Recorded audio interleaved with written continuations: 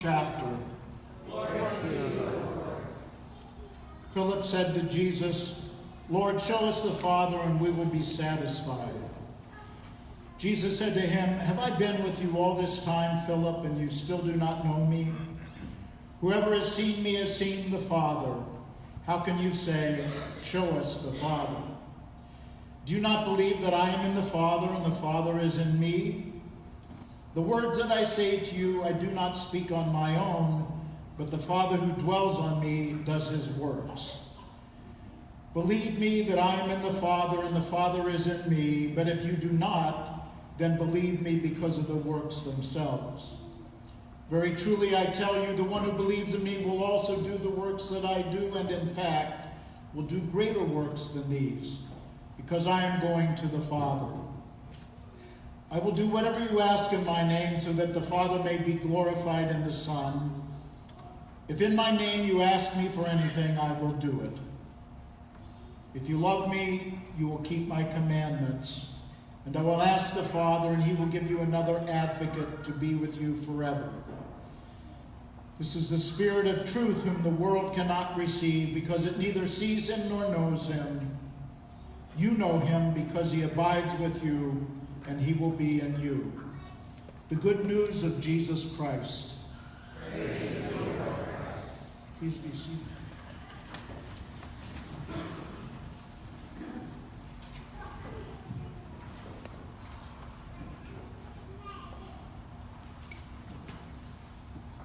Aren't we all familiar with various kinds of spirits?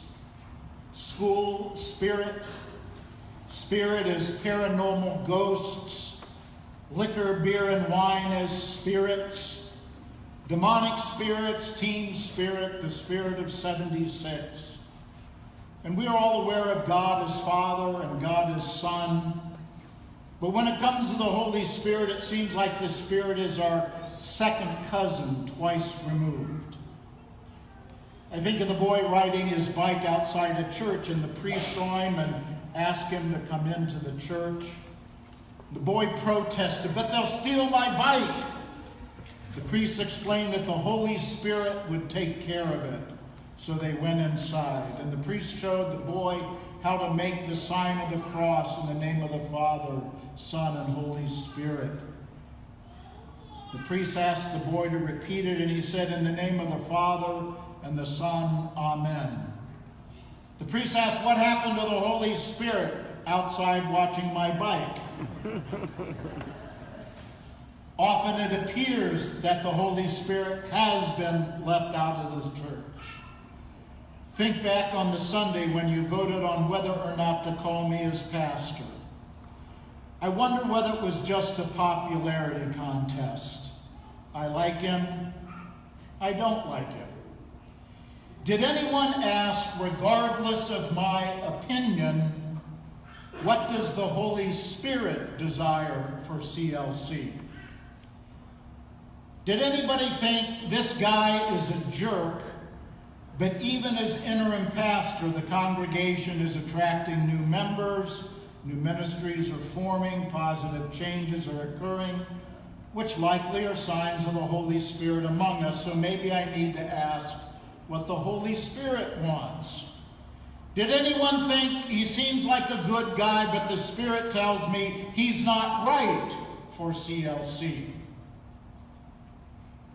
Or was it just a popularity contest? In the Old Testament, ruach is the Hebrew word for spirit, and in the New Testament, Greek, pneuma, breath, or breath of a God, or breath of life. Spirit is right here, as close to us as our breath, or perhaps our very breath. And if so, the issue is whether or not we are paying attention, which again is the root word of the meaning of religion, to pay careful attention. Since the Holy Spirit is the third person of the triune God, let's look at three lenses for the Spirit on earth. Images and symbols tell us much more than words. This is, by the way, one of the reasons that contemporary churches use screens or television monitors. It's the power of the image. In reminding you that the primary symbols, images of the Holy Spirit are wind, fire, and birds, I could be showing you images of powerful winds, flocks of birds, and consuming fire. Much more impactful than just the words wind, fire, bird. But all three are outside of our control. Wind blows where it wants. Fire consumes thousands of acres unabated. And birds build a nest in my gutter without my permission. Mary Oliver, in her poem Whistling Swans, writes, "Do you bow your head when you pray, or do you look up into that blue space? Take your choice. Prayers fly from all directions. And don't worry about what language you use. God no doubt understands them all. Even when the swans are flying north and making such a ruckus, God is surely listening and understanding." Rumi said, "There is no proof of the soul, but isn't the return of spring and how it springs up in our hearts a pretty good hint?" Yes, I know God's silence never breaks, but is that really a problem? There are thousands of voices after all. And further, don't you imagine that the swans know about as much as we do about this whole business? So listen to them and watch, singing as they fly. Take from it what you can. Do we really want the presence of the Holy Spirit, where we really have to listen to something and someone other than ourselves? Perhaps not. Perhaps we prefer to live just by our opinions. When we moved to Pittsburgh, the last thing I thought about was parish ministry. You can ask Deb. I wanted to work at the deli counter at Coons and Ingomar.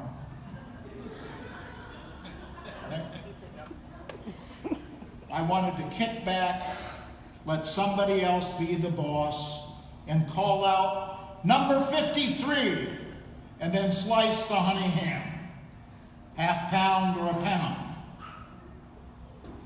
But the Holy Spirit blew in a different direction, outside of my conscious control, calling like the swans overhead, listening and watching, taking from it what I could.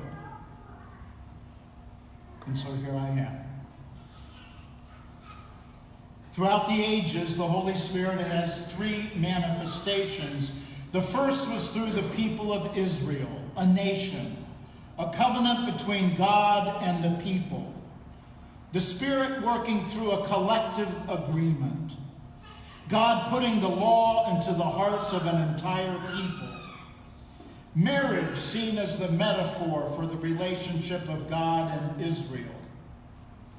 Then comes Christianity, where the universal church and a local congregation is the expression of the Spirit. That great passage about love in 1 Corinthians is not written about marriage. For Paul, this is to be the expression of the Spirit in a local congregation. Love is patient. Love is kind. Love is not envious, boastful, or arrogant, or rude. It does not insist on its own way. You hear Paul there saying, get out of your opinions. Get out of what you think is the right thing. We're now in a time when the Spirit manifests and uses individuals as it wills. The Spirit is no longer only recognizable in some congregation, but in persons in every sphere of life. Recently, Rachel Held Evans died at the age of 37. She was raised in a conservative evangelical church and became an apostle to outsiders. Her blog and books help countless people find their way out of a narrow, constricted faith to one more expansive and compassionate. In writing about her untimely death, one woman wrote, "I was once one of the outsiders. A convert to Christianity decades ago, I joined because I found the gospel included all sorts of oddballs and marginal characters. Jesus seemed to welcome them with particular warmth. But as the years rolled by, I began to realize that many churches, concerned with their own survival, are often more risk-averse than the local savings and loan, and less friendly than the neighborhood bar. I know people who have walked out of church because they never found the church relevant to their deepest questions and concerns." The Spirit moves for the words of Rachel Held Evans. The Spirit is setting 16-year-old Greta Thunberg, a Swedish climate activist, on fire. She has Asperger's syndrome, OCD, and mutism, but she stands before world leaders and demands that they act. She writes, "I am here to say our house is on fire. Adults keep saying we owe it to our young people to give them hope, but I don't want your hope. I don't want you to be hopeful. I want you to panic. I want you to feel the fear I feel every day, and then I want you to act." 8 teenagers in the confirmation class at First Methodist Church in Omaha stood before the congregation on Confirmation Sunday and read a statement saying they did not want to become members. They took their stand on principle because they believed their denomination's vote to uphold and strengthen their ban on LGBT ordination and marriage to be unjust and immoral. They received a standing ovation from the congregation. My own daughter Elena internalized the Spirit from her years in the pew and has taken it to the streets to fight for the poor, the marginalized, and the powerless, and has gotten demonized for it. I guess she's the demon daughter of the demon pastor. The Spirit is unleashed throughout the world now in individual and personal expressions of the crucified Christ. It seems God is asking each of us to be in touch with the Holy Spirit and find the passion and motivation to serve the creation and people in need. We can also think of 3 ways of seeing. There is rational seeing, a logical perspective derived from principles. I think, therefore I am. There is materialistic seeing based on what our senses tell us. This is a pulpit, you're sitting on a pew. And there is spiritual seeing, symbolized by the third eye in the middle of the forehead. Spiritual seeing claims that reality cannot be defined only by what the mind and the senses show us. Spiritual seeing cannot be rationally proved. The wind blows where it wills. Take what you can from the noise of the swans. Spiritual seeing simply witnesses to a reality that is beyond our senses and our rational mind. I know because I know because I know because I know. So faith is pure awareness, standing here open and willing to be moved by the Spirit, showing us something more than our meager opinions.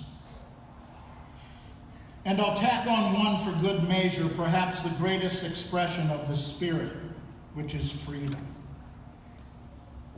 Paul writes, "You did not receive a spirit of slavery to fall back into fear, Throughout the New Testament, the scriptures show us faith and freedom opposing fear. Fear is a terrible motivator. Fear is the anti-motivator. Whoever did anything worthwhile from a spirit of fear. Freedom means that in every situation there are at least two choices. Otherwise, we live in the fear that there is only one right choice and we better make it. Freedom led your congregational council to adopt a new perspective toward our invested funds. A spirit of fear would say, don't touch that money because we want to pay the bills to keep the doors open, even if there are only 15 people in the pews. And I know many congregations with $1 million endowments and 8 people at worship on Sunday morning. That's fear. In the freedom bestowed by the Holy Spirit, we decided that we will use our resources to either build a vibrant, lively spirit in the congregation or go down swinging. Because God gives us the freedom to make mistakes. We all learn much more from our messes, our missteps, and our messes than from doing it right every time. From our Sunday night worship service, we learned that it did not attract younger generations. Wrong day, wrong time, and wrong kind of music, even though it was good music. We went back to the drawing board. New day, new time, new musicians, and a different style music. Get ready to move and groove, folks. But maybe it'll fail too. So what? All we need to do is take the pressure off ourselves about getting it right.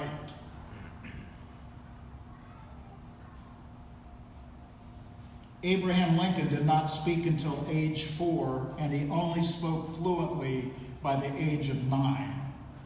His teachers told his parents he was slow and would not amount to much. From 1831 to 1854, he lost his job, was defeated for state legislature, lost his fiancée, had a nervous breakdown, lost again for state legislature, twice for Congress, twice for Senate, and defeated for vice president. The paralyzing fantasy of perfection and getting it right keeps us obedient little boys and girls. Freedom in the Spirit grows us into mature adults of faith. Take on the risk of listening and watching the singing swans as they fly overhead, so that the Spirit of God soars into our individual lives and our life together here at CLC. Amen.